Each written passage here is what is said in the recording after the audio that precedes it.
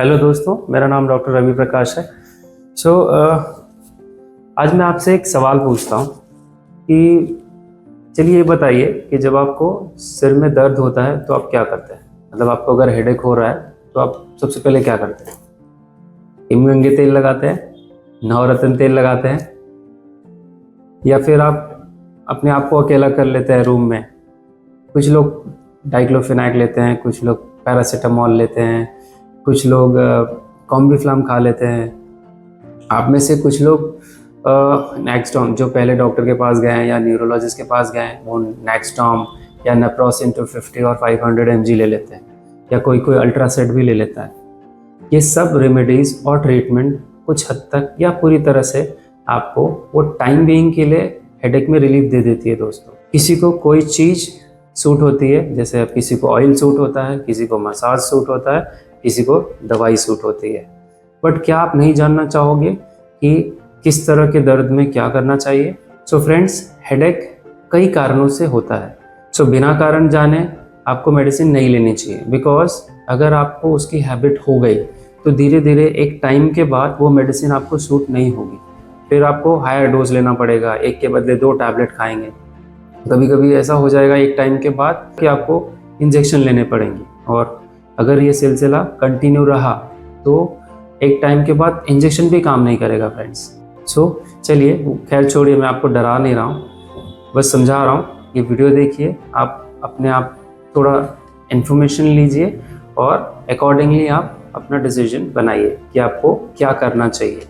खाली वीडियो के माध्यम से आप खुद को ट्रीटमेंट नहीं दे सकते, आपको एक्सपर्ट ओपिनियन या अपने फिजिशियन या डॉक्टर को दिखाने की ज़रूरत पड़ती है। जो हेडेक होता है दोस्तों, वो मेनली 2 टाइप का होता है। एक होता है प्राइमरी हेडेक और दूसरा होता है सेकेंडरी हेडेक। जो प्राइमरी हेडेक होता है वो खुद एक बीमारी है। जो हम लोग बोलते हैं primary headache is a disease itself, और दूसरा जो है वो किसी ना किसी किसी और बीमारी की वजह से आपको हेडेक आ जाता है। मतलब कोई ना कोई अंडरलाइंग पैथोलॉजी होती है जिसकी वजह से आपको हेडेक होने लग जाता है। सो आइए हम दोनों प्राइमरी एंड सेकेंडरी हेडेक्स के बारे में थोड़ा समझते हैं दोस्तों। प्राइमरी हेडेक के कुछ एग्जांपल्स हैं, जैसे कि एक होता है tension headache. Tension headache 70 to 80% cases में प्राइम अक्यूज्ड आप बोल सकते हो, या मेन कारण यही होता है आपको हेडेक होने का, जिसको हम टेंशन हेडेक बोलते हैं। जो माइग्रेन होता है, 15 से 20% पॉपुलेशन में माइग्रेन दूसरा सबसे मुख्य कारण है हेडेक होने का। तीसरा दोस्तों 0.1% होता है, जिसको हम क्लस्टर हेडेक बोलते हैं। बहुत रेयरेस्ट ऑफ रेयर केसेस में ये देखने मिलता है। सो आइए टेंशन हेडेक के बारे में समझते हैं। सो दोस्तों, जो टेंशन हेडेक होता है वो आपको दोनों साइड होता है। मतलब आपको पूरा ऐसा दर्द होगा या पूरा ऐसे दर्द होगा, दोनों साइड आपको पेन होता है। ये थोड़ा डल लेकिंग पेन बोला जाता है। ये अक्यूट भी होता है और क्रॉनिक भी होता है दोस्तों। सो जो अक्यूट होता है, मतलब थोड़े टाइम में आता है, थोड़े टाइम के लिए लास्ट करता है, फिर चले जाता है, और आप बोल सकते हैं कि महीने में 10-15 बार हो सकता है। बट जो क्रॉनिक हेडेक्स होते हैं उनका फ्रीक्वेंसी ज़्यादा होता है दोस्तों। सो इसके क्या कारण है? टेंशन हेडेक क्यों होता है? इसके कौन कौन से कारण हैं? मतलब क्या चीज़ों की वजह से टेंशन हेडेक आपको हो सकता है?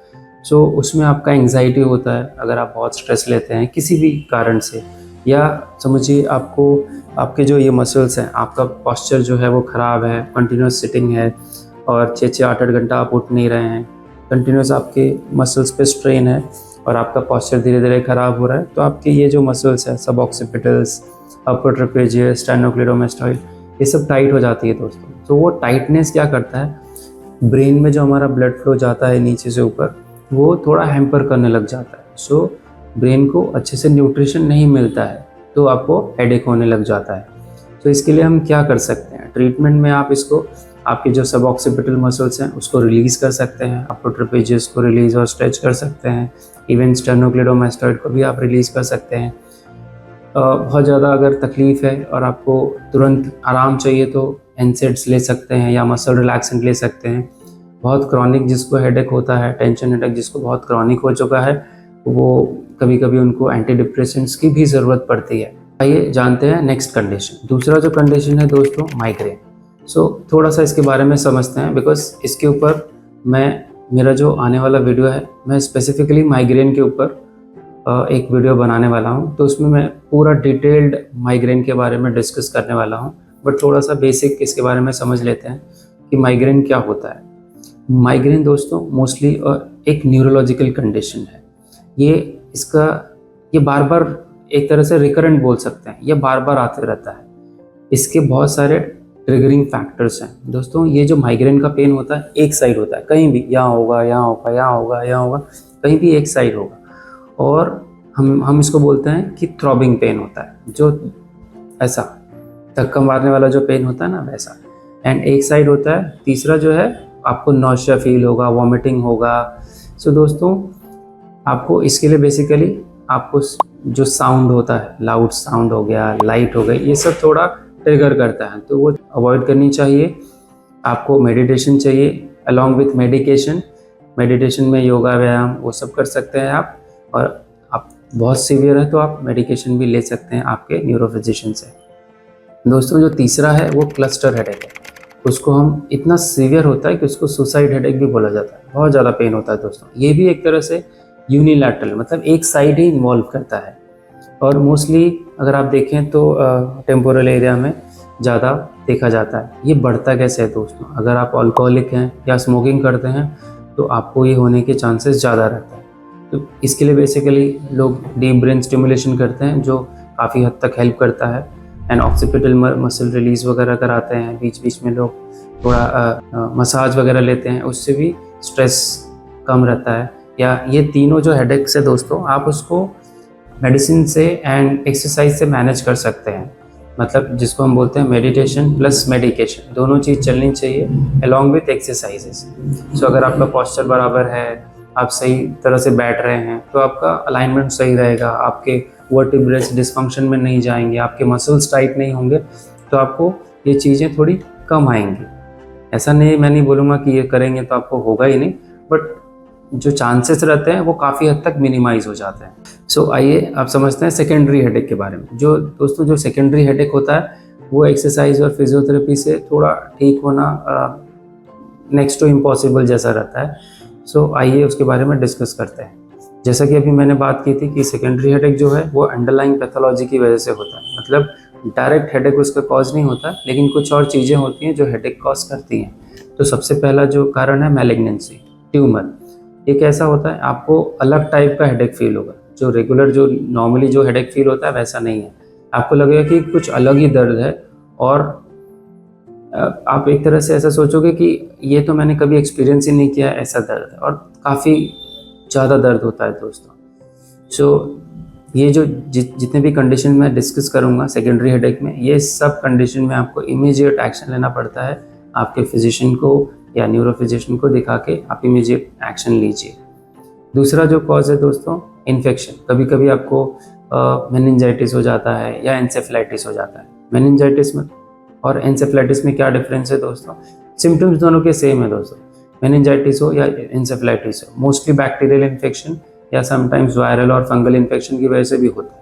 एंसेफेलाइटिस मतलब ब्रेन के अंदर इन्फेक्शन होगा। मेनिंजाइटिस मतलब ब्रेन का जो लेयर है या स्पाइनल कॉर्ड का भी सेम लेयर होता है जिसको मेनिंजस बोलते हैं, और उसमें अगर इन्फ्लेमेशन हो गया, मोस्टली हर्पीज जोस्टर, पैरिसेला, ये सब वायरसेस हैं जिसकी वजह से इन्फेक्शन हो जाता है। तो आपको डॉक्टर को दिखा के एंटीबायोटिक या जो भी प्लान ऑफ ट्रीटमेंट है वो आपको एडवाइस करते हैं। तीसरा जो कारण है दोस्तों सब एरेक्नॉइड हेमरेज बोला जाता है उसको। इसमें आपको एक अलग टाइप का हेडेक होता है जिसको हम थंडर क्लैप हेडेक बोलते हैं। सो इसमें क्या होता है, ये हेडेक जो होता है ऑल ऑफ सडन होता है और एकदम सीवियर होता है, और ये काफ़ी इवन दवाइयाँ लेने के बाद भी काफ़ी देर तक, काफ़ी आवर्स तक रहता है। सो ये थोड़ा सा डेंजरस होता है दोस्तों। इसके लिए भी आप प्रॉपर कंसल्टेशन कीजिए अपने डॉक्टर के साथ और इसको मैनेज कीजिए। चौथा जो है उसको हम इंट्राक्रेनियल हेमरेज बोलते हैं। कभी कभी आपका जब ब्लड प्रेशर बहुत ज़्यादा बढ़ जाता है, इररिस्पेक्टिव ऑफ योर एज, आप कितने भी 40 साल के हैं, 35 साल के हैं, 50 साल के हैं, कभी कभी बहुत ज़्यादा ब्लड प्रेशर बढ़ जाता है। सो जो ब्रेन के अंदर आर्टरीज है वो फट जाती हैं। सो उसकी वजह से भी आपको दोस्तों बहुत ज़्यादा हेडेक होता है, और हेडेक के साथ आपको नॉशिया होता है। सो मोस्टली आपको इसमें हॉस्पिटलाइजेशन की ज़रूरत पड़ती है। नेक्स्ट जो कंडीशन है दोस्तों, पांचवी condition, giant cell arteritis. Arthritis नहीं है दोस्तों, आर्टेराइटिस है। आर्टरी में इन्फ्लेमेशन इज आर्टेराइटिस। सो ये ब्लड वेसल्स जो होती है हमारे स्कैल्प के ऊपर, हमारा जो खोपड़ी है आप इसको बोलिए, स्कैल्प के ऊपर जो आर्टरीज है उसमें अगर इन्फ्लेमेशन हो गया किसी भी कारण से, तो वो भी आपको हेडेक दे सकता है दोस्तों। सो कभी कभी वो ये वाला जो हेडेक है कभी कभी स्कैल्प में या कभी कभी जॉ में भी आपको पेन दे सकता है। लास्ट जो कंडीशन है दोस्तों उसको हम बोलते हैं, वो मेडिसिन ओवरडोज की वजह से होता है। आप जैसे मैंने अभी पहले बात की कि अगर आप कोई मेडिसिन ले रहे हैं और आपने उसकी एवरी टाइम आपको हेडेक हो रहा है, आप हाई पावर की मेडिसिन ले रहे हो, आप कॉम्बिफ्लाम ले रहे हो, डाइक्लोजेम ले रहे हो या जो भी नाइक्सडोम ले रहे हो, तो एक टाइम के बाद वो मेडिसिन काम नहीं करती दोस्तों, और आप वो बार बार आपका जो हेडेक का फ्रीक्वेंसी है वो बढ़ जाता है, बार बार आपको हेडेक आने लगता है। बार बार जो आप दवाइयाँ लेते हैं, तो कभी कभी ये दवाइयों की वजह से भी आपको हेडेक बढ़ जाता है। आप कभी कभी आप जब पॉस्चर चेंज करते हैं, पॉस्चर चेंज करने में अगर आपका हेडेक बढ़ रहा है, पॉस्चरल चेंजेस मतलब कुछ भी, नेक डाउन किया या उठ के बैठे, बैठ के उठे, तो अगर हेडेक बढ़ रहा है तो कभी कभी इसका मतलब होता है कि सेरेब्रोस्पाइनल फ्लूइड जो है उसमें लीकेज है। सो ये सब सेकेंडरी जो हेडेक्स है दोस्तों, इसमें इमीडिएटली आपको आपके फिजिशियन, आपके डॉक्टर या नियर बाय हॉस्पिटल उनको दिखा के प्रॉपर ट्रीटमेंट आप लीजिए। अपना ध्यान रखें। Thank you.